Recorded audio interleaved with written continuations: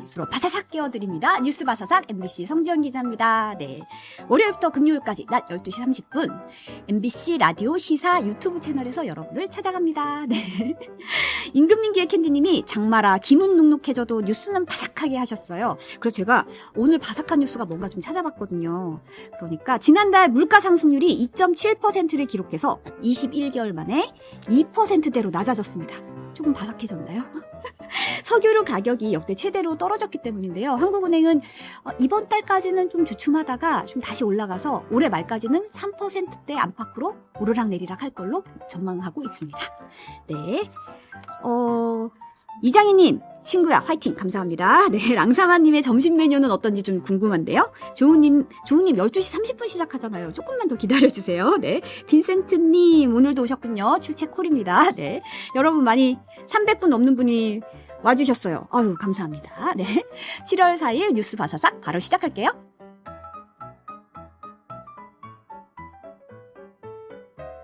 나른한 점심시간을 핫한 뉴스로 채워드립니다. 평일 낮 12시 30분 성지영의 뉴스 화사삭. 좋아요와 많은 댓글 부탁드리고요. MBC 라디오 시사 채널 구독도 잊지 마세요. 네, 오늘 뉴스 완전 정복하는 온유한 코너 뉴스톱의 김준일 대표 나오셨습니다. 어서 오세요. 예, 안녕하세요. 오늘 헤어가 좀 더 빠글빠글한 게 잘 되는 것 같아요. 어제 감고 아침에 아무 짓도 안 하면 이렇게 되더라고요. 아, 그래요? 네. 컬이 살아있는데요? 예, 파마가 잘 나와서 다행입니다. 제가 오늘 지금 보니까 핫한 뉴스가 국제 원자력 기구 라파엘 그로시 사무총장이 지금 일본에 도착을 한 걸로 나오더라고요. 소식이. 오늘 최종 보고서 발표할 예정이라는 거죠? 그렇죠. 그러니까 라파엘 그로시 사무총장이 오늘 기시다 후미오 총리를 만나서 네. 이제 대담을 하고 그리고 최종 보고서를 이제 일본 측에 전달을 한다라는 거예요. 그래서 2021년부터 6차례 보고서가 나왔습니다. 그 6차례 보고서가 이를테면 뭐 과정이 투명했느냐, 기계가 정상적으로 작동하느냐 등등등이고 이게 최종적으로 한마디로 방류를 해도 되느냐 안 해도 되느냐 요거를 이제 담은 그 내용의 보고서가 이제 전달이 된다라는 건데 기존의 어떤 상황을 봤을 때는 좀 답정너다. 이미 방류가 결정된 거 아니냐라는 건데 예를 들면 2015년에 후쿠시마 원전 사고 보고서를 IAEA가 냈는데 이미 그때 해양 방류를 잘 통제된 상황에서 하는 것이 바람직하다 이런 식으로 그때 보고서에 이미 담겨 있었거든요. 그러니까 IAEA가 이미 결정을 하고 거기에 뭐 어느 정도 맞춘 거 아니냐 뭐 이런 얘기도 나오고 있습니다. 어쨌든 네네. 그런데 IAEA가 이제 하면은 다음 주에 이제 방류 허가서 뭐 정확하게 합격증을 전달을 한다라고요. 이게 무슨 입시도 아니고 뭔가 이렇게 뭐 채널을 이렇게 목걸이 걸어주듯이 예, 당신에게 어쨌든 합격증을 드립니다. 일본 정부의 이런 것처럼. 합격증이 다음 주에 전달이 될 것으로 보이는데 네네. 그러면은 일본 정부는 한마디로 스탠바이 이제 기시다 후미오 총리가 결정만 하면 그때부터 방류가 이제 결정되는 거죠. 네. 조금 전에 소식 들어온 게 우리 정부가 이제 사무총장이 일본 갔다가 우리 7일에서 9일 사이에 2박 3일 일정으로 방한해서 오염수 보고서 설명한다고 온다 이렇게 발표를 했잖아요. 예, 예. 이게 보니까 원래 온다고는 했는데 이제 공식 발표한 거죠. 그렇죠. 이제 이번 주 금토일에 이제 온다라는 건데 왜냐하면은 주변국 한국이 이제 반대를 하고 있고 저 태평양 도서국 같은 경우에도 반대를 하고 있기 때문에 네. 이거에 대해서 과학적으로 잘 통제돼 있다 IAEA가 이제 설명을 한다라는 거예요. 근데 일본에서도 사실은 지금 일본 정부는 올 여름에 무조건 방류한다 이런 방침인데 일본에서도 좀 이견이 있습니다. 예를 네. 들면은 야당이죠. 열림여당이네요. 야마구치 나수오 열림여당 공명당 대표는 해수욕 기간에는 하지 말자. 뭐 이런 얘기도 했고요. 네네. 뭐 일본의 후쿠시마 어업 연합회 같은 경우에는 아예 방류하면 안 된다. 지속적으로 방류를 하고 반대를 하고 있어서 어느 시점에 방류를 할지는 좀 지켜봐야 될 것 같습니다. 네. 이게 사실 우리 국내에서도 오염수 방류 반대 여론이 좀 거센데 일본의 여론도 만만치 않다면서요? 그렇죠. 뭐 한국에서는 뭐 반대한다, 우려한다 이런 게 국민의 한 10명 중에 8명 뭐 안팎으로 이제 그런 여론조사가 여러 개 있었고요. 네. 일본에서 같은 경우에는 최근에 일본 TBS 방송사 계열의 JNN이 1일, 2일 이틀간 일본 18세 이상 성인 1207명을 대상으로 조사를 했는데 네. 찬성한다. 해양 방류 찬성한다 45, 반대 40. 이렇게 하니까 이게 아마 플러스 마이너스 3.1인가 1200이면 좀 더 작을 텐데 대충 오차 범위 근접해가지고 지금 찬반이 있다라고 보면 될 것 같고 네. 과거에는 반대가 더 높은 여론도 있었어요. 그러니까 일본에서도 굉장히 논쟁적인 이슈다 이렇게 보면 될 것 같습니다. 네. 보니까 마이니치 신문 보도에 일본의 농림수산상이 유럽연합에 후쿠시마 사고 후에 식품 수입 규제 철폐를 요청했다. 이런 보도가 있거든요. 예. 이게 사실 우리가 이게 오염수 방류하고 또 수순 중에 하나가 이 최종 보고서가 이제 어쨌든 안전성을 입증하는 거를 이제 보고서에 담고 있다면 사실 수순으로 좀 걱정하는 것 중에 하나가 이제 수산물 수입 관련된 건데 어제 우리 정부와 여당이 국민이 안심할 때까지 후쿠시마 수산물 수입을 금지하겠다라고 했어요. 예.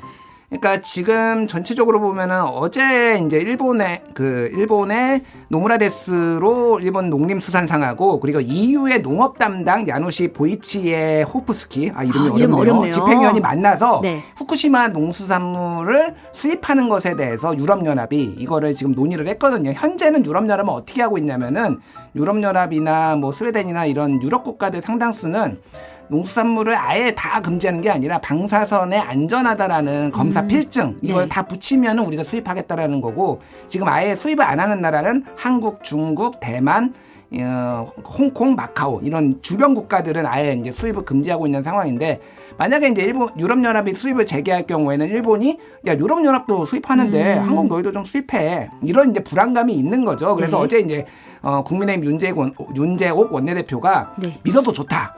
10년, 20년, 30년, 50년, 100년 기간이 중요한 게 아니라 절대 국민 먹거리 관련한 어떤 불안도 있어서는 안 된다는 확실히 생각을 갖고 대응할 것이다라고 얘기를 한 상황입니다. 네. 여기에 대해서 유승민 전 의원이 오늘 김종배의 시선집중 출연해가지고 한 말이 있는데 영상을 잠깐 보고 얘기를 나누실게요. 아마 찬성할 가능성이 거의 100% 가까이고요. 일본 정부는 그에 따라 방류할 겁니다. 우리 정부는 저는 일본의 앞잡이가 일본의 대변인이 되어서는 안 된다 네. 생각을 하고 이거를 만약 찬성해버리면 후쿠시마산 수산물을 수입을 금지해왔던 거를 막을 논리가 완전히 사라져버립니다. 근데 어제 당정은 국민이 안심할 때까지 수입 금지 어제 그랬잖아요. 예. 근데 그것도 말이 살짝 바뀐 게요. 지난 3월에는 후쿠시마 수산물이 한국에 들어올 일은 결코 없을 거다라고 결코라는 했는데 표현을 썼죠. 어제는 말이 살짝 바뀌어가지고 국민이 안심할 때까지 무기한 금지하겠다. 제가 보기에는 뭐 내년 한 총선 때까지 금지할지 모르겠어요. 근데 근데 후쿠시마 수산물 그거를요.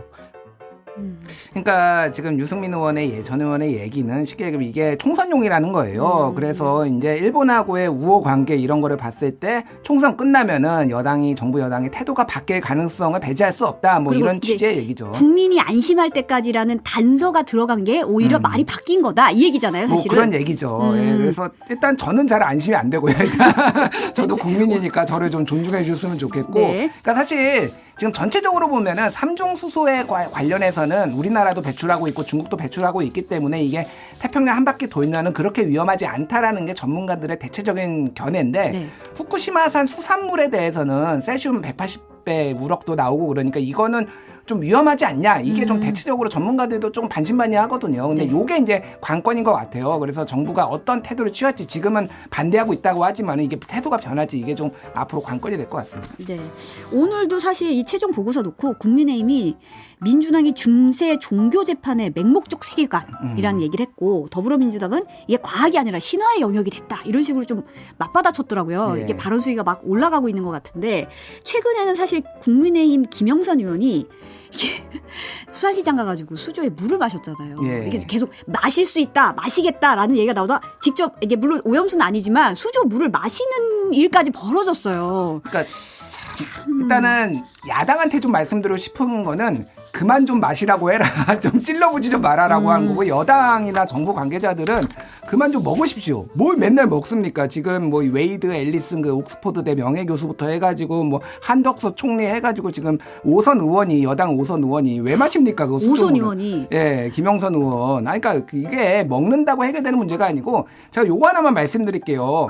2011년 3월에 후쿠시마 원전이 터지고 2011년 한 달 뒤부터 소위 말해서 먹어서 응원하자 일본에서 캠페인이 그렇죠. 벌어져요. 농림수산성회하고 소비자청에서 했는데 문제는 이제 막 연예인들하고 뭐 아나운서 NHK 아나운서들이 막 동원이 됐거든요. 문제는 그 아나운서 NHK 아나운서 한 명이 백혈병에 걸렸어요. 물론 이게 과학자들의 얘기는 이렇게 짧은 기간에 먹는다고 그렇게 암이 발생하지는 않는다라는 네네. 거예요. 네. 그 인과관계가 확인이 안 됐어요. 근데 이게 난리가 났습니다. 그러니까 이게 먹어서 응원하자 이런 류의 것들이 굉장히 잠재적 리스크가 크다라는 거예요. 근데 왜 정부 여당이 맨날 먹고 마시고 뭐 이렇게 뭐 씹고 뜯고 맛보고 즐기고도 아니고 왜 이런 일을 지금 하냐라는 거예요. 국민의 불안이 그랬다고 가시지 않거든요. 그렇죠. 네. 그러니까 일본한테 요구를 하고 요구를 하라는 게 국민들 얘기인데 좀 그만 좀 먹방 좀 찍으셨으면 좋겠습니다. 네, 그 수조의 물을 마시는 건 그분들도 원하지 않을 것 같아요. 그 옆에 상인들 표정이 썩었어요. 그 영상 한번 보십시오. 완전 썩었습니다. 네. 다음 소식 잠깐 보겠습니다. 추미애 전 장관이 사실 뭐 지난주에 이제 유튜브 채널에 출연해가지고도 언급을 했고 어제 SNS에도 글을 올렸는데 이제 내용은 과거 법무부 장관직에서 물러났던 배경에 문재인 전 대통령이 있다 이런 내용이잖아요. 그때 이제 전원으로 정철성 변호사를 통해서 문재인은 기회주의자다. 뭐 이런 것들을 얘기를 해서 굉장히 파장이 컸고 본인이 이제 직접적으로 이제 페이스북에다 설명을 한 건데 2020년 12월 16일에 윤석열 검찰총장에 대한 징계 의결이 이뤄지고 바로 노영민 비서실장으로부터 사직서를 내달라고 전화를 받았는데 명확하게 거절을 했고 오후에 이제 청와대로 들어갔는데 대통령의 전원으로 물러나달라 이런 말이 있어서 그래서 임명권자가 해임한 것이기 때문에 나의 사직서가 필요 없었다. 뭐 이런 얘기입니다. 그래서 전체적으로 보면은 문재인 대통령이 어쨌든 이거를 나를 해임을 했다라는 건데 이거의 좀 전체적인 맥락이라는 게 그러니까 이 소위 말해서 이제 추미애 책임론 이게 이제 야권 민주당 지지자들로부터 있었거든요. 추윤 갈등을 너무 극심하게 해가지고 윤석열 몸집만 키워준 거 상대를 아니냐. 너무 키워줬다. 그래서 결국은 대통령까지 된 거 아니냐 이런 것들을 좀 강하게 반박을 한 거죠. 그래서 사실은 내가 사직서를 안 내고 더 있었으면은 더 어떻게 보면은 윤석열을 잡을 수 있었다. 뭐 이런 것도 이제 맥락적으로 좀 깔려 있는 거고 네. 전체적으로 보면은 내가 좀 억울하다 이런 얘기를 좀 하려고 한 게 아닌가 그렇게 보여집니다. 근데 또 이게 거기서 멈춘 게 아니라 어젯밤에 인터뷰에서는 이낙연 전 대표를 저격을 했더라고요. 예, 어제 이제 밤에 KBS 더 라이브라는 TV 프로그램에 나와가지고 이낙연 전 대표는 그렇게 하면 안 됐다. 재보궐 선거 때문에 제가 퇴장해야 한다고 하면 안 됐다라고 얘기를 한 건데 이게 뭐냐면은 그때 그러니까 청와대에서 얘기를 들었던 것이 당에서 요구를 한다, 물러나기를 요구를 한다라는 얘기를 본인이 들었다라는 거예요. 그래서 이낙연 그때 당시에 민주당 대표가 직접 본인한테 얘기를 한 건 아니지만은 이낙연 대표가 그러면은 청와대 얘기해가지고 본인 물러나게 한 거 아니냐 이런 것들이 좀 깔려 있죠.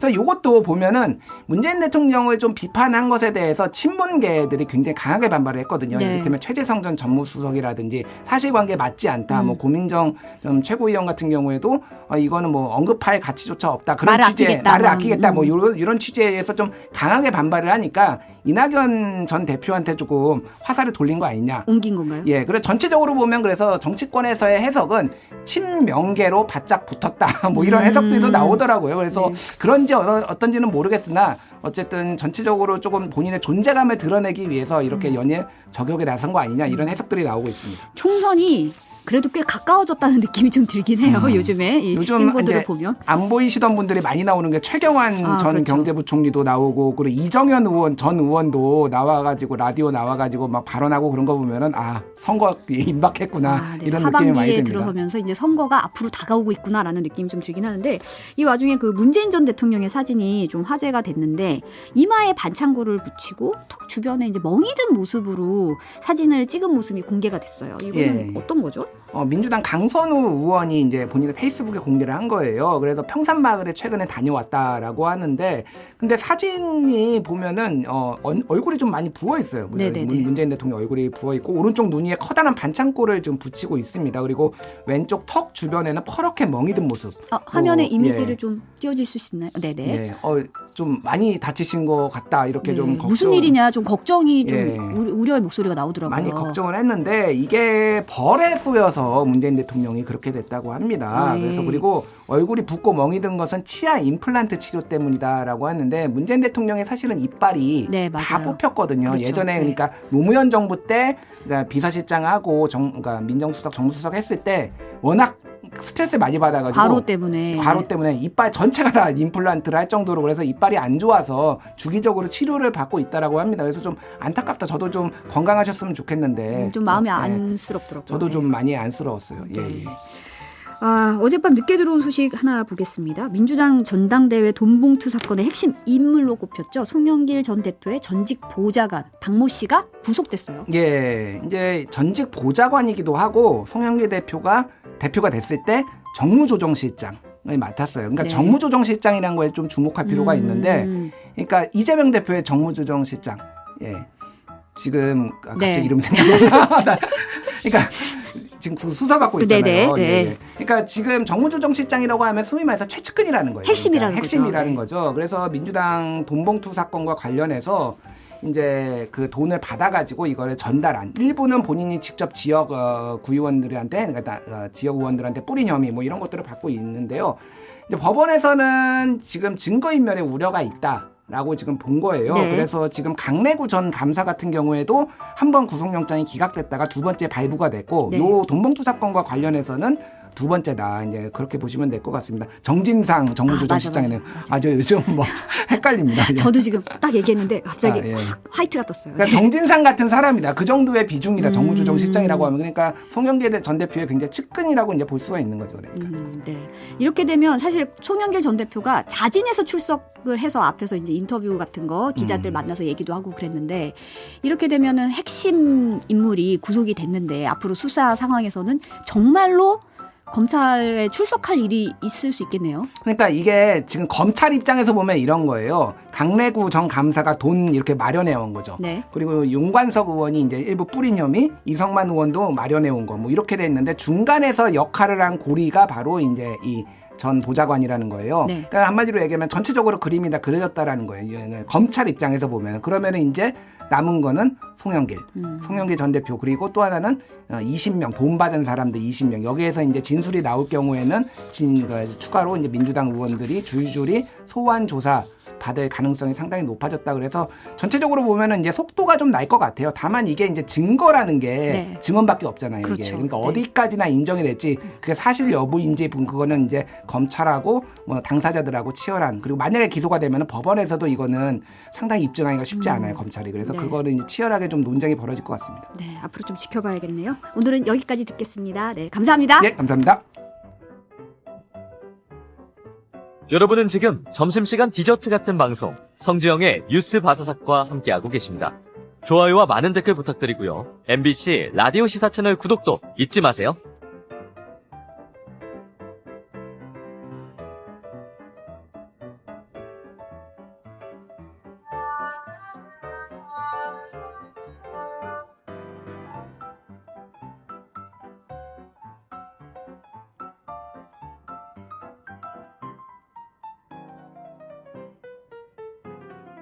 네, 사건 사고 탈탈탈 털어드립니다. 털어서 사건 속으로 MBC 조재영 기자, 한겨레 신문 김한 기자입니다. 죄송해요. 네, 갑자기 괜찮습니다. 딱 보고 너 얼굴 네. 딱 보고 지금 네. 어서 오세요. 네, 안녕하세요. 네, 사건 속으로인데 지금 음악은 굉장히 경쾌하고 발랄했어요. 네. 근데 오늘 오전에 좀 안타까운 속보 들어와서 요거 한 번만 잠깐 보고 갈게요.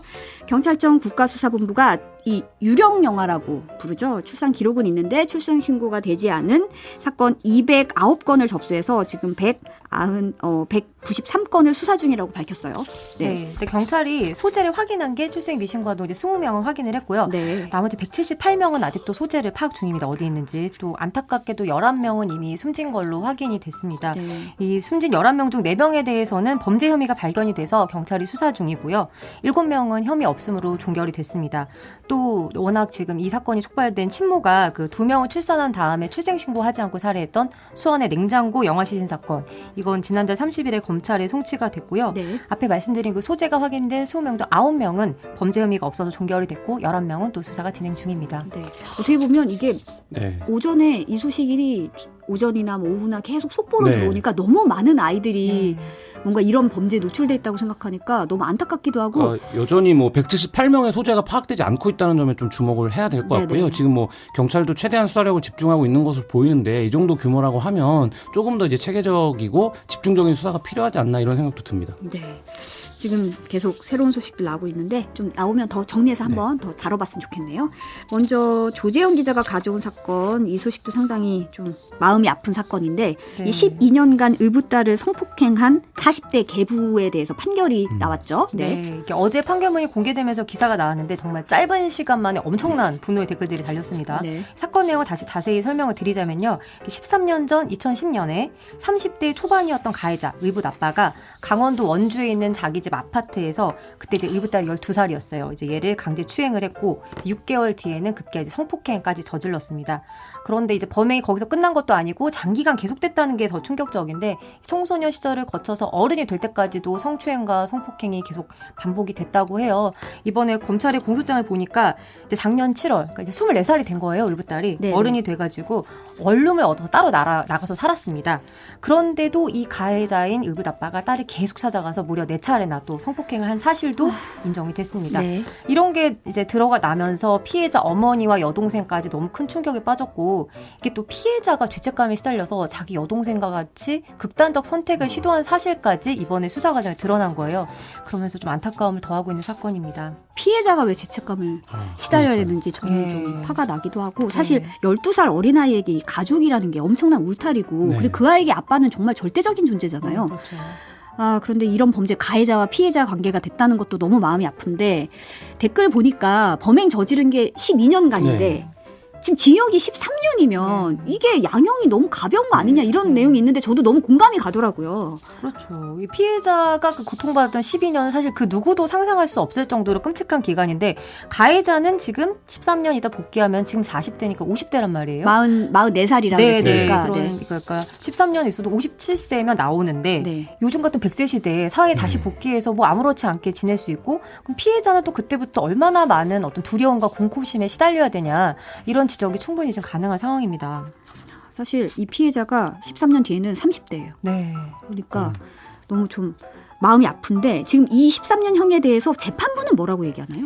재판부도 사실 이게 굉장히 무거운 범죄다라는 거 인정을 했어요. 이게 피해자가 12살이면 초등학생이잖아요. 그렇죠. 그래서 또 어릴 때부터 체벌을 받아서 의붓 아빠가 굉장히 무서워하는 상황에서 범죄가 시작이 됐다. 그러니까 이 아이에게 가장 안식처가 돼야 할 가정이 굉장히 위협적이고 힘겹게 싸워서 생존해야 될 장소가 됐다. 이런 얘기도 했고 반인륜적 범행이다. 뭐 죄질이 극히 불량하다. 이렇게 해서 형량을 무겁게 줄 것 같이 했는데 그 정황들은 모두 인정이 된 네, 거잖아요. 다 인정이 된 거죠. 다 네. 인정을 했고 범행도. 근데 또 반면에 가해자가 초범이고 범행을 인정하면서 반성한 태도를 보이고 있다. 이것도 형량 깎아주는 요소로 작용을 한 거예요. 지금 담당 PD가 예. 헛 웃음을 그렇죠. 지금 네, 네. 냈어요. 초범이고의 정말, 사실 네. 가족 성폭력이 네. 어떻게 재범과 그렇죠. 초범으로 나눌 수 있다는 것 그렇죠. 자체가 그쪽에서 그래서 오래전부터 친족 간의 이제 성폭행 문제나 이제 범죄에서 초범이라는 점이 이제 가명사유가 되는 거를 폐지해야 된다라는 네. 주장을 해왔는데 사실 여전히 좀 유지가 되고 있는 상황입니다. 네네. 네. 보면은 지금 보니까 1심 판결이잖아요. 징역 네, 13년이 네, 지금 네. 어떻게 된 거죠? 그럼 검찰은 네. 이제 항소를 하는 건가요? 그렇죠. 검찰은 형이 더 무겁게 줘야 한다 하고 항소를 했고 또 이제 거꾸로 이제 피고인 가해자는 이거 너무 무겁다 깎아줘라 하면서 양쪽 다 항소를 했어요. 그래서 이제 2심 재판이 진행 중이기 때문에 또 조만간 이 형량 유지가 될지 바뀔지 결론이 날 것 같습니다. 아까도 잠깐 얘기가 나왔는데 이게 가족이 가해자의 성범죄가 친족 성폭력 뭐 이렇게 네. 얘기를 하는데 형량이 우리가 생각하는 일반적인 국민들의 법감정보다는 상당히 낮게 나오는 경우가 잦다고 하더라고요. 네, 그렇습니다. 이게 13년형을 받았는데 앞서 말씀하셨듯이 12년간 그런 끔찍한 일을 벌였는데 어떻게 13년밖에 안 사냐 이렇게 생각이 들지만 사실 13년이면 굉장히 좀 이 범죄에서는 무겁게 준 형량에 속합니다. 앞선에 있었던 사건들을 보면 사실혼 관계인 여성과 그 여성의 18살 먹은 이제 딸과 같이 살던 이제 의붓 아버지가 있었는데 와이프한테 여행을 가라고 합니다. 그리고 이 16살짜리 딸을 성폭행 항의로 결심을 합니다. 그래서 처음엔 술을 먹으라고 해요. 근데 술을 못 먹겠다. 나는 학생이라서 술 안 먹는다. 18살짜리 미성년자인데 그렇죠. 술을 먹으라고 네네. 권한다고요? 그러니까 그러면 이번에는 콜라를 먹으라라고 하면서 이 콜라에다가 그 졸피뎀, 마약류인 졸피뎀을 타서 성폭행을 저질렀습니다. 근데 이 사실을 이제 엄마가 알게 됐어요. 그래서 이제 고소를 했더니 합의하자, 고소 취하해라 이렇게 이제 협박까지 하면서 했던 사건이 있었는데. 평생 이 정도 죄질이면 격리되어야 될 것 같은데 그게 마땅해 보이는데 얼마를 받았냐? 징역 7년을 받았습니다. 징역 7년이요? 네. 그러니까 이게 굉장히 복합적인 범죄잖아요. 그 계획을 하고 약물을 먹이고 굉장히 의도적인 네, 거죠. 그렇죠. 그리고 성폭행을 저지르고 후에 고소를 하니까 다시 협박까지 하고. 그러니까 예를 들면 범죄의 이제 그 질이 굉장히 나쁜데도 불구하고 이제 징역 7년이 끝이었고요. 다른 사건도 있었습니다. 한 교회 장로 부부가 요양원을 운영하면서 의붓딸을 키웠습니다. 근데 20년 전에 당시 14살이었던 이 의붓딸을 성폭행을 했고 이 성폭행이 무려 16년간 이어졌습니다. 이 의붓딸이 겨우 이 요양원에서 빠져나와서 지역 장애인 단체의 이제 도움으로 고소를 했거든요. 그래서 최근 대법원에서 형이 최종 확정됐는데 얼마의 형량이 나왔냐? 징역 3년 6개월입니다. 3년 6개월이요? 네. 16년간의 성폭행의 징역 3년 6개월인데 제가 이 사건을 취재했던 메모를 본 기억이 나는데 이게 이제 돌봐줬다 이런 것들이 또 네. 사유가 돼요. 그러니까 이 이제 지적 장애가 있었던 상황에서 그래서 굉장히 좀 이렇게 판결 형량을 보듯이 뭐 7년, 3년 6개월 이게 국민들의 법감정과 이 사건의 죄질에 비해서는 굉장히 좀 안 맞는데 뭐 요 정도의 판결이 나오는 경우가 굉장히 많습니다. 그러니까 재판부 입장에서는 13년형이면 상당히 중형을 네, 줬다라고 굉장히 이례적인 거죠. 이례적이라고 네. 생각을 할 수도 있겠네요. 네. 근데 일반 국민의 지금 댓글로도 이거 말이 안 된다라는 말이 막 나오고 있는데 사실 아까도 돌봐줬다는 얘기가 있는데 가족이라는 게 사실은 보호자인데 그렇죠. 가해를 한 거잖아요. 네. 이렇게 보면 너무 답답하기도 하고 이게 일반적인 범죄랑은 좀 다르게 구분돼야 될 것도 같고 조재현 기자가 사실 지금까지 그런 팔로우라고 저희 이제 기자들 사이에서 네. 얘기하죠. 팔로우라고 하죠. 지속적으로 이런 네. 관심 많이 갖고 취재를 많이 네. 해왔잖아요. 사실 딱 바로 생각나는 사건이 있는데 아마 기억나실지도 모르겠습니다. 그 청주에서 2년 전에 여중생 2명이 같이 이제 목숨을 끊은 사건이 있었는데 맞아요. 이것도 그 친족 성폭력 사건이 이면에 있었습니다. 이 아름이와 미소라고 가명을 했었는데 아름이의 의붓 아빠가 아름이를 계속 성추행하다가 성폭행한 정황이 있었고 아름이 친구인 미소가 자신의 집에 놀러 온 딸 친구까지 술을 먹인 뒤에 성폭행을 합니다. 그래서 미소의 부모님이 이걸 즉시 신고를 하죠. 그래서 수사가 시작이 됐는데 가해자가 범행을 부인하니까 구속이 안 됐어요. 그래서 아이들이 너무 답답한 거예요. 수사는 지지부진하지, 이제 가해자는 피해자인 아름이와 같이 사니까 계속 협박을 하지. 그러니까 아이들이 유서에 남깁니다. 분리도 안 된 거죠. 네, 분리가 안 된 가족, 거죠. 이게 가족이니까. 가족이니까 이게 너무 어려워. 아까 말씀하신 것처럼 보호자기 때문에. 예. 그래서 아이들이 이제 생각 끝에 나쁜 사람은 벌을 줘야 한다라는 유서를 남기고 사건 발생 4달 만에 이제 스스로 목숨을 끊었는데 이게 너무 가슴이 아픈 게 또 아이들이 숨지고 사건이 기사화 되니까 그제서야 이제 가해자 구속이 됐어요. 그리고 작년 9월에 대법원에서 최종적으로 징역 25년형이 확정이 됐습니다. 이게 이렇게 중형이 나온 게 사실 사건이 언론을 통해서 공론화가 되면서 좀 가능했던 측면이 있는데 사실 신족 성폭력은 신고율이 4%밖에 안 된다는 뭐 통계가 있을 정도로 굉장히 공론화하기가 어려운 범죄예요. 가족을 이제 등을 돌리고 적을 만들어야 하잖아요. 그래서 참 어렵습니다. 사실 적이죠. 가해자인데. 네, 근데 네. 사실 가족이니까 피해자임에도 불구하고 더 보호를 못 받는 경향이 있는 네, 것 같고 네.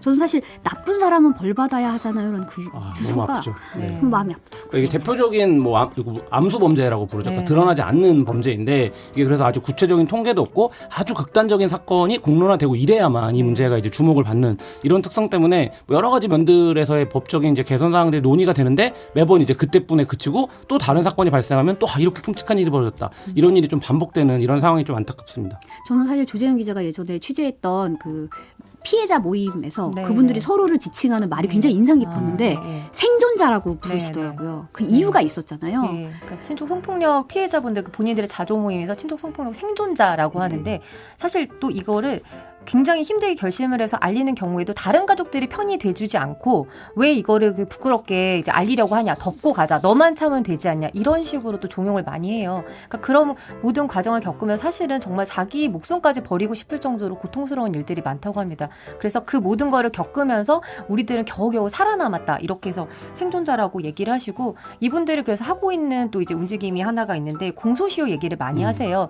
이게 만 13세 미만의 친족 성폭행은 이제 공소시효가 없는 걸로 얼마 전에 바뀌었습니다. 법이. 네네. 근데 아직도 13세 이상이면 공소시효가 있어요. 그럼 어떤 상황이 발생하냐면 중학생에 대해 성폭행을 당했다.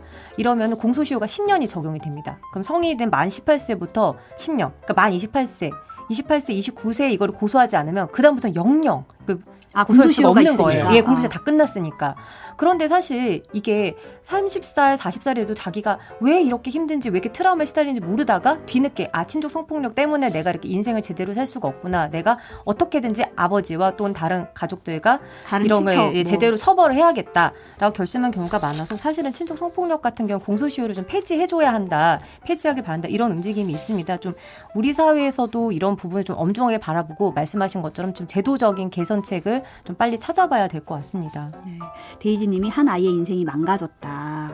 이제 뭐 이런 얘기하면서 아름다운 독도님도 왜 참아야 하냐 이런 얘기를 하셨어요. 이렇게 어떻게 보면 그때도 잠깐 얘기가 나왔던 게 이런 친족 성폭력이 아까도 얘기가 나온 게 이제 학대받은 정황도 네, 있는 네, 거잖아요. 네. 이제 가정 폭력이라든지 이런 데 네. 시달리다 보니까 정상적인 가정에서 이루어지지 않는 소통이 네. 사실 이루어져서 더 피해가 큰 것 같더라고요. 성폭력만으로 끝나는 게 아니라 보통은 다른 이제 유형의 다른 신체적인 폭력이나 이런 것과 다 결합을 해요. 유기, 방임 이런 것과 아까 말씀하신 것처럼 가해자, 보호자니까 이런 걸 자기 권위를 이용해서 협박을 한다든지 아니면 아이를 벌 준다든지 가능하기 때문에 사실은 아동에 대한 친족 성폭력은 가장 끔찍한 형태의 아동 학대다. 아동 학대로 봐야 한다. 전문가들이 많이 지적을 합니다.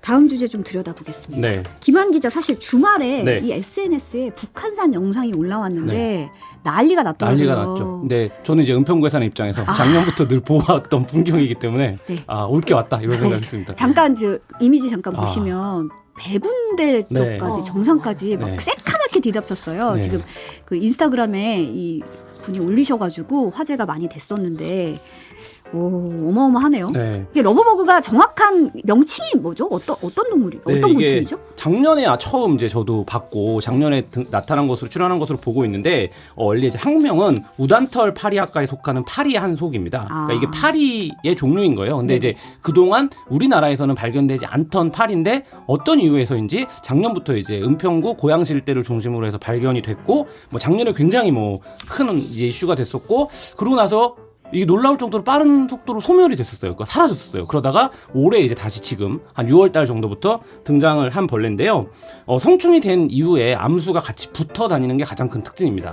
그래서 이 벌레가 항상 붙어 있으니까 뭐 외국에서도 사랑벌레라고 부른다고 해요. 그래서 우리나라에서 이제 러브버그라고 부르고 있고 뭐 신혼파리 이렇게 부르는 나라들도 있고 머리가 두 개인 것처럼 보이거든요. 그러니까 그렇죠. 꼬리 쪽으로 붙어 있어서 그래서 뭐 쌍두벌레다 뭐 이런 별명도 갖고 있다고 합니다. 김영민님, 네, 북한산 100군데 정상의 모습이었고요. 역풍이다님이 화면으로만 봐도 징그럽네요 하셨어요. 네. 네. 근데 이게 보기에는 좀 흉측하긴 하지만 사이좋게 날아다니는 거잖아요. 네. 근데 이제 올해 예. 어떻게 보면 이게 외래종이죠. 그렇죠. 예. 이전까지 없었던 거잖아요. 네. 우리나라에서 미기록종이라고 네, 표현을 그렇습니다. 하던데. 동남아에서 주로 이제 서식을 하고요. 일본에도 2015년 정도에 처음 발견된 것으로 지금 알려져 있는데요. 우리나라에서는 이제 2022년 7월에 처음 발견이 됐고, 네. 뭐 이제 서울 서부권, 그러니까 인천, 고양시, 은평구, 서대문구, 뭐 이런 쪽에서 이제 개체수가 폭증을 했습니다. 근데 이게 아직 어떻게 유입이 된 건지, 왜 유입이 된 건지가 정확한 이유가 좀 불명이에요. 그래서 학자들 중에는 이게 어떤 기후 문제와 연관이 되어 있다라고 보는 견해도 있고, 그렇진 않다. 그러면 왜 남부 지방이 아니라 서울 특정 지역에서 그렇죠. 이 북쪽에 벌레가 많이 있잖아요. 했겠냐? 이거는 어떤 이제 무역이라든지 아니면 이런 문제로 이제 발생한 거다. 뭐 이런 이제 그러니까 뭐 인천항이나 뭐 김포공항이나 공항 쪽 통해서 네네. 유입됐을 가능성이 있다. 왜냐면 남부에서 올라온 게 아니니까. 그렇죠. 그러니까 기후 문제라고 하면 이제 그 분포 지역이 아래쪽에서부터 시작됐어야 되는데 이제 그런 게 아니기 때문에 뭐 이런 얘기가 있고 또 한 가지 이제 뭐 은평 주민들도 작년에 그 얘기를 많이 했는데 왜 여기에 나타난 거냐? 은평 주민으로서. 네. 했는데 그래서 이제 여러 가지 지역의 로컬 썰들이 있었어요. 그러니까 이게 무슨 목재 공장에서 처음 발생을 했다더라. 근데 이게 실제로 어느 정도 가능한 추정인 게 그 나무에다가 알을 많이 낳는다고 해요. 그러니까 이제 뭐 그런 얘기들이 있었고 또 재작년에 은평구 일대 이제 봉산이라고 있는데 네. 거기에 엄청난 이제 대벌레 떼가 나왔던 적이 있습니다. 네네. 그래서 그 대벌레를 방역한다고 굉장히 이제 공을 들여서 방역을 했는데 그 이후에 이 벌레가 나타나니까 이게 뭔가 방역을 하면서 이 이른바 이제 해충 시스템이 뭔가 무너진 게 아니냐. 그래서 천적이나 이런 게 없어 출현한 게 아니냐. 뭐 이런 분석들 얘기들도 있습니다. 네, 뭐 다른 얘기 보니까 주말 농장 많이 하시잖아요. 네. 그쪽 외곽 지역에 거기 퇴비에 뭔가 들어있는 게 아니었냐, 뭐 이런 얘기도 그렇죠. 그런 있더라고요. 얘기도 있었죠. 유충이 섞여 있다, 뭐 이런 얘기도 있는데 이게 보기에는 좀 그런데 그래도 조준 기자 이게 해충은 아니라면서요? 네, 사실 우리가 불쾌해서 그렇지 해충은 아니고 오히려 사실 익충에 가깝다고 합니다. 일단 독성도 없죠. 물지도 않아요. 그 모기처럼 질병 옮기지도 않습니다. 근데 대신에 썩은 잡초도 먹고 꽃꿀을 먹고 꽃가루 옮겨 수분 작용을 하기 때문에 수분 돋기 때문에 환경에 도움이 돼요. 그러니까 사실 그냥 일상적으로 곤충의 하나로 생각하면 굉장히 유익한 곤충인데 일단은 생긴 게 좀 바퀴벌레 비슷하게 생기고 그리고 짝짓기를 하면서 날아다니는 게 약간 또 우리가 뭔가 불쾌하고 또 한두 마리도 아니잖아요. 엄청나게 막 수천만 마리 마리가 막 떼지어서 발사한 이런 사진도 이제 해외 사진 같은 거 보면 엄청난데 이런 것 때문에 이제 해충 취급을 받기는 합니다. 근데 최근에 보니까 이렇게 피해가 전혀 없는 건 아니더라고요. 이게 이 짝짓기를 하고 난 다음에 죽은 다음에 이 러브버그 사체가 부패하면서 나오는 내장들이 그 사물에 들러붙는다고 해요. 그럼 자동차 같은 경우에는 이게 산성이 돼서 들러붙으면은 한두 시간만 지나도 거의 치우기가 어렵고 그러면은 이 페인트, 자동차량의 그 페인트를 부식시키기도 하고 이런 면에서 골칫거리가 될 수 있구나. 좀 이런 게 지금 발견이 되고 있습니다. 저도 2번이나 세차를 했어요. 이게 유리창에 붙은 다음에 이제 와이퍼로 밀어내면 그게 그대로 선으로 남아요. 그러니까 이런 어떤 그 분비물들이. 근데 그게 네. 안 지워집니다. 그래갖고 고압 세차를 해야 이제 지워지기 때문에 그러니까 굉장히 이제 그런 문제들을 호소하시는 분들이 굉장히 많고 일단 말씀하신 것처럼 사람의 관점에서 굉장히 이게 이제 불쾌해요. 이 때로 다니는 모양새들이. 그래서 이제 그런 부분들이 굉장히 좀 어떻게 해야 되나 싶은 진짜 문제입니다. 저희도 지금 상암 신사옥 여기 흡연구역에 특히 러브버그가 많이 몰려져서 새벽에 저희 작가님 출근하실 때 보면 여사님들이 그 사체 치우느라고 엄청 고생을 많이 하신다고 그러더라고요. 김영민 님이 보기 흉한 것만 봐서도 약간 해충 같다고. 감정적으로 해를 끼치잖아요. 좀 해를 이렇게 보는 것만으로 네. 해를 끼치고 있는데 또 은평구 주민이신 김한 네. 기자는 그 초등학생 아드님이 저 러브버그 놀이한다고요? 네, 초등학교 애들이 이렇게 2명이 끌어안고 다니는 거예요. 그래서 굉장히 덥잖아요, 요새. 네, 그래서 그쵸. 너희 뭐 하냐 그랬더니 자기네 러브버그라고. 근데 이제 이게 두 마리가 같이 붙어 다니는 모양새들이 어린아이들 눈에도 굉장히 신기한 일인 거죠. 그리고 이제 엊그저께는 아파트 단지에서 애들이 잠자리채를 들고 막 다니는 걸 봤어요. 그래서 야, 애들 아직 잠자리 없다. 이라고 그렇죠. 얘기를 했더니 우리 잠자리 잡는 거 아니라 러브버그 잡으러 다닌다. 뭐 이렇게 얘기할 정도로 그러니까 이게 뭐 웃어야 될 일인지 울어야 될 일인지 모르겠는데 은평구 지역 그러니까 이런 서울 서부권에서는 이 러브벌리가 항상 이 시절에 작년부터 굉장히 좀 아이들 사이에서 굉장히 화제가 되는 이런 일입니다. 임금님기의 캔디님이 저는 솔로라 더 불쾌해요 하셨어요. 루즈님이 안 지워지면 WD-40을 뿌려보시길 싹 지워질 겁니다. 라고 네네. 추천해 주셨습니다. 네. 근데 보니까 러브버그 관련 상품도 좀 등장했다고 네, 하던데요. 그 퇴치제 판매가 시작이 됐고 말씀하신 대로 이 자체가 사람들한테 굉장히 감정적인 불쾌감을 주기 때문에 저희 동네에 사는 어떤 분은 되게 큰 백에다가 아예 이 모기 뿌리는 퇴치제를 들고 다니는 분도 있을 정도인데 또 최근 이제 온라인 쇼핑몰들을 보면 벌레 퇴치용품 판매량이 굉장히 늘었다라고 해요. 그러니까 같은 해에 비해서 90% 이상 증가한 쇼핑몰도 네. 있었고요. 특히 이제 유아용 해충 퇴치용품 이게 이제 뭐 아직 정확하게 어떤 벌레인지 사람들이 모르기 때문에 이게 혹시 애들한테 더 나쁘지 않을까 뭐 이런 심리 때문인 것 같은데 유아용 해충 퇴치 용품이 한 83% 정도 전년 대비 매출 신장을 기록했다라고 하고요. 그다음에 이제 이게 보면 불쾌하기 때문에 바로 편의점이나 이런 데 가서 뭐를 사게 되거든요. 이제 퇴치하려고. 그래서 편의점에서도 같은 기간, 같은 전월 대비 138.1%가 이제 매출이 증가했다. 뭐 150% 증가한 편의점도 있다. 이럴 정도니까 사람들이 이거에 대해서 굉장히 불쾌한다. 퇴치하고 싶어 한다. 이거는 이제 소비 심리로도 드러나는 것 같습니다. 근데 지금 화학적 방역은 안 하겠다는 입장이잖아요. 네, 그러니까 지금 아까 조재영 기자님 설명했던 그 맥락인데요. 그러니까 굉장히 불편해요. 등산객들도 이번 주에 북한산 다녀오신 분들이 뭐 깜짝 놀랐다 이런 김밥 글들. 꺼내지도 못했다고. 네. 아유. 저도 SNS에서 많이 봤고 심지어 어떤 분들은 이렇게 그 양봉할 때 쓰는 것 맞아요, 같은 맞아요. 뭐 그런 거를 쓰고 다니기도 하는데 실제 이게 이제 퇴치하는 정도로 생태계에 이제 아예 없어야 되는 벌레는 아닌 것으로 지금 당국은 보고 있어요. 그리고 또 어떤 거냐면 이 벌레를 퇴치한다라고 방역을 했을 때 다른 벌레도 같이 죽게 되거든요. 그러니까 이제 이 부분에 대한 우려도 있기 때문에 지금 말씀하신 것처럼 이 러브벌레가 그 유충일 때 흙바닥이나 이제 낙엽 같은 유기물을 먹는 것들이 오히려 생태계의 순환에는 도움이 되는 측면이 있기 때문에 보기에 불쾌해서 그렇지 뭐 반드시 방역을 해야 되는 뭐 이런 이제 벌레는 아니다. 뭐 이렇게 지금 당국은 보고 있습니다. 저도 사실 그 방역도 우리가 한계가 있는 게 모기도 우리가 완전히 퇴치할 수는 없잖아요. 근데 러브버그가 암컷 한 마리가 낳는 알의 개수가 얼마인지 아세요? 100개에서 350개까지 낳는다고 합니다. 그러니까 그렇게 해서 이제 3, 4일 만에 부화가 되고 또 애벌레에서 보통 이제 다른 파리처럼 알에서 애벌레, 애벌레에서 번데기, 성충 이렇게 가는데 이게 한 4개월에서 6개월마다 계속 반복이 돼요, 주기가. 그러니까 뭐 계속 나타날 수밖에 없고 한번 나타난 이상 이거 완전히 없앤다는 건 사실 어렵지 않을까 좀 그런 불길한 예감은 듭니다. 저희 담당 PD는 자기 옷에서 알 나는 거 봤대요. 뭐 생각만 이렇게 놀랍네요. 자기 옷에. 직접 썼는데. 네, 갑자기 그 얘기도 네? 저희 집에도 아이 가방을 열었더니 러브벌레가 나와서 굉장히 놀랬던 일이 있는데 근데 이제 이게 서울대 연구진이 작년 12월에 발표한 논문을 보면 이게 이제 우리나라에 없었던 종이라고 말씀드렸잖아요. 근데 몇십 년 안에 동북아에서 이런 벌레들이 발견될 거다. 러브버그 같은 벌레들이 지역으로 바뀔 거다. 이런 이제 연구 결과가 있었거든요. 그 얘기는 결국에 이제 우리가 말씀하신 대로 이 러브버그가 같이 살아가는 것 외에는 이미 이제 그 단계로 접어든 게 아닌가 이런 생각도 듭니다. 이사나님은 생태계가 무너지면 저런 현상이 생기는 것 같다라고 좀 얘기를 하시긴 네. 하셨어요. 네. 정현우님이 시간이 지나면 점차 자연의 균형을 맞춰갈 거라고 봅니다 하셨는데 이것도 막 싫으신 분들을 위해서 태치법 잠깐 알려주시면. 그러니까 물기를 싫어한다고요. 물에 굉장히 약합니다. 그래서 분무기를 뿌리는 것만으로도 죽는다. 아, 물을 뿌리는 네, 것만으로도요? 이런 이제 네. 얘기하고 있고요. 그다음에 밝은 색 굉장히 좋아합니다. 실제로 하얀 옷이랑 검은 옷 입은 사람이 지나가면 하얀 옷에 붙는다고 할 정도로 밝은 색을 굉장히 좋아하니까 이제 그런 색을 좀 피하시면 좋을 것 같고요. 어두운 색을 입고 등산하는 것도 방법이네요. 네. 그리고 살충제에 기본적으로 굉장히 약해요. 이게 강한 벌레는 아닌 것 같아요. 저도 많이 동네에서 보면 뭐 그렇고요. 집 안에 들어와서 죽어 있으면 진공청소기로 빨아들여도 괜찮다. 뭐 이렇게 얘기를 하고 있습니다. 네, 오늘 말씀 여기까지 듣겠습니다. MBC 사이버 조재현 기자, 한결의 김한 기자 두 분 모두 감사하고 다음 주에 또 뵙겠습니다. 감사합니다. 네, 감사합니다. 오늘도 음악을 틀어주세요. 네. 7월 4일 화요일 뉴스 바사삭. 더위는 주춤한데 비 소식 있죠? 보니까 호남 지역에는 낮부터 아까 어느 분도 댓글로 비 오고 있다고 얘기를 전해주셨는데요. 중부와 경북 지역은 오늘 밤 강한 비 예보가 있으니까 모두들 비 피해 조심하셨으면 좋겠습니다. 저는 내일도 낮 12시 반에 뵙겠습니다. 감사합니다. I'll give in to all your ways. No, I won't talk too much.